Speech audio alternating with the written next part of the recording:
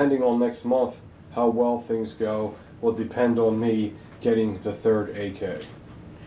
So we will see what happens. Hold on, I gotta turn my phone down. E-Bomb keeps texting me. He won't leave me alone. Okay. Yeah, depending on next month, how things go with money, and of course money, that's the key, and a lot of other things go, that will determine when the third AK will arrive. Usually gun shows around here, you might sometimes you find one every month. Sometimes most definitely you will find one every 2 months, definitely. So it's not going to be that long of a wait. If I come across a gun shop that has one that I like, as long as the receiver is dimpled and has a good quality stamp receiver and has good rivets, and you know, it doesn't have to be Yugo. I would like it to be, but if it's not, if it's a Romanian, and as long as there's good Romanians, and there's like ones I don't like. I don't care for the Wasser 10. I like the dimple in the receiver because I'm weird, and the Wassers don't have that. Maybe if the Wassers had that, I'd get one. But I like the Romanian SAR 1. That's a pretty good AK from what I can see. And I like the dust cover. It's got that ribbed dust cover. So this is just like a heads up video. I'm just letting you know what's going on. Today is Monday. And yeah. Couple guys PM me. They wanted to see these pens again. These pens, my friend makes these. This ain't a guy across the United States. This ain't a business, you know, down south or outside the country. Or this is actually someone I know. He's a friend of the family, and he makes these pens. And some guy wanted me to show them again, and I got these two here that I just seen him. He gave me these two other ones. They're kind of different looking. If you haven't seen these pens yet, they're really beautiful. This is a as you can see, a cartridge shell casing, sorry, brass casing. You look real close, isn't that neat? And he makes these by hand. And then you have the wood handle here, and then you have this beautiful copper plated clip on there. And they're really good pens. They're not cheap pens, okay? He makes these by hand. They're very, very cool. So I figure I'd show these one more time. Let me make sure this zooms out. Yeah, it's out, so it should focus up close for you. This one's really pretty. I like this one. The camera's having problems today, I guess. Just don't want the flower. I'm looking for the flower. Come on. All made by hand, of course. He's a local guy, and very cool. That's that one. I don't know, that looks like a, what is the caliber would that be? Let's see. Why don't I know by looking at it? It's a 308, okay. Perfect. Speaking of 308, I am, Jesus Christ. Sorry about that. Speaking of 308, I am completely out of 308 ammo. I gotta go to, hopefully Walmart carries it. I think they do. I want to get some 308 ammo, and we're going to take the Remington 700 police model I have, which is one of the nicest sniper rifles made. And it is super accurate, and it's not even scoped in 100% yet. Me and Bill scoped it in. We got it pretty good. But I think we can, now that we can shoot 50 yards, now I can scope it in better because my scope's only so powerful. So now with 50 yards away, with that scope on there, I'll be able to get right up on the target with that bad boy and scope it in real good.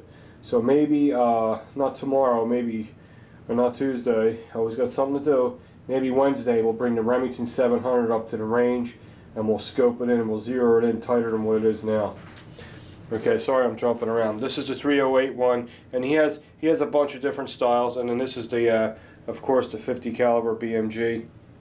He sent me this one up. They're really nice. I just figured I'd show them one more time. A lot of guys were asking about them. Say, can you show them pens one more time? I want to see what they look like. So there they are, and I'll tell you where to get them if you guys are interested in them. Where do you get it? Here's his all his information. This way, all you have to do is pause the screen, and that'll make it more clear than I can speak. You guys can just pause the screen, and all the information's right there. Okay? Everything. Very reasonable. They're handmade, and nice little family business. I like to support people like that. This is my favorite pen. See that one on the left? That thing is beautiful. They look like 308 cartridge. There's the one you just seen. It's very similar. And there's the 50 BMGs. He's got a bunch of them. This is just a sample, okay? So I just wanted to show you that. And while we're talking about my Remington 700, I'm going to bring it out in a second. Let's put these beautiful pens aside. I want to thank my buddy. He's a real friend. He actually lives local. I used to work with this guy. You know, I told you I was a welder. He made me this Flyers shooting target, but I'm not going to shoot it because my Flyer fan buddies will shoot me if I do that. And he made that. Man, that is perfect. I mean, the dimensions of it and all. He must have did that on the plasma cutter, because that looks really, really good. Dude, if you burn this by hand, I'll give you one of my guns. That looks too good, man. That is really cool. And it says on the back, shoot this, go Pens. He's a Penguins fan. Jesus God, really, dude? Thank you, dude. That thing is awesome. But the reason why I'm showing that is because he made me some steel targets. Where am I going to shoot steel targets? I don't know yet, but I'm sure it'll happen, and I'll have them. Did a good job. All I got to do is spray paint them black. They're 10-inch targets. It's cold rolled steel, so it'll probably handle any caliber, except rifles, of course. Okay, it's thick, cold rolled steel. It's got the loop welding on the top. Nice weld, bro. And they're 10-inch targets, and he made me 8 of them. And I'm going to give 2 to Mr. 45 Bullet if he ever comes up here. Bill, you got 2 of these waiting for you. Look how nice these are. And these are rough. All I got to do is paint them. They'll look really, really nice. Alright, just want to thank my friend for making them for me. And let's bring out the Remington 700. Hold on, no one's seen that in a long time.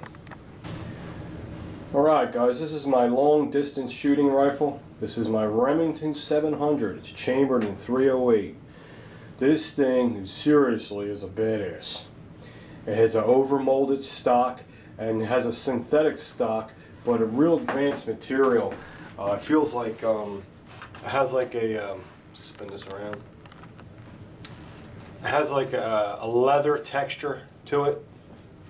It ain't just plastic and smooth. It has like a leather imprint of texture. It looks nice and it's gripped. Real grippy, feels really good. It has a floating barrel. How can you tell if a gun has a floating barrel? Well, it's real easy. You get a dollar bill. Shit, hold on, I gotta get a dollar. Hold on. Oh, you can't do it. All I have is a $10 bill. Just kidding. You get a dollar bill or money, and you put it over it like this. And if you can slide that all the way in there like this,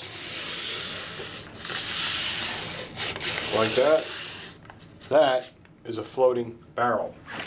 Supposed to help in accuracy. It's supposed to be real good. Okay, I'm not an expert on these types of firearms. All I do is shoot it, and it hits whatever the hell you put the crosshairs on. It's amazing. My range only goes out to 100 yards. This thing can just go out 500, 800 yards. It's amazing. It's got a really nice Nikon scope on it. Nikon is very famous for their clear glass. They have very good glass, I guess you would say. And this is a good scope. It's not super expensive. It's like a $180 scope. And you got your windage and elevation adjustments up here. So you're looking at $900 for the gun. Figure $200 for the scope. You're looking at $1,200 here. That's not including the bipod. The bipod here is okay. It's a UTG. A friend of mine gave that to me. He's very nice of him. It's a good bipod. It does work. I have no problems with it. But the really good bipods are made by Harris, and they're about 80 bucks. But that UTG works out fine. And here's your this is your elevation. Down and up is on your top, and your windage is side to side. Up, down is elevation, side to side is windage. Now, when Mr. 45 Bullet Bill came down, we bought this gun together. He was with me when I bought the gun. Okay, so we sighted it in together. I remember when we first started shooting it, we weren't hitting anything. I was like, "Did you hit anything?" He's like, "No." Then I shot it. I'm like, I'm waiting for him to say hit. I'm like, "Bill, you're not saying hit."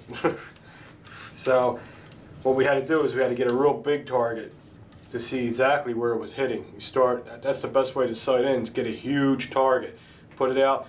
See, my opinion, I think you should sight in at least with a powerful gun like this, at least 50 yards. Start at 50 yards, because you don't want to waste too much ammunition. You know, we used a lot of ammunition sighting it in because my range, you can only shoot 100 yards or out, or 100 yards and that's it. But now they let you shoot 50. So now I'm going to take it back up, zero it in at 50, and really tweak this bad boy. I don't know if I'm going to video that, but that's what I'm going to do. I probably will video it and show you how good she shoots.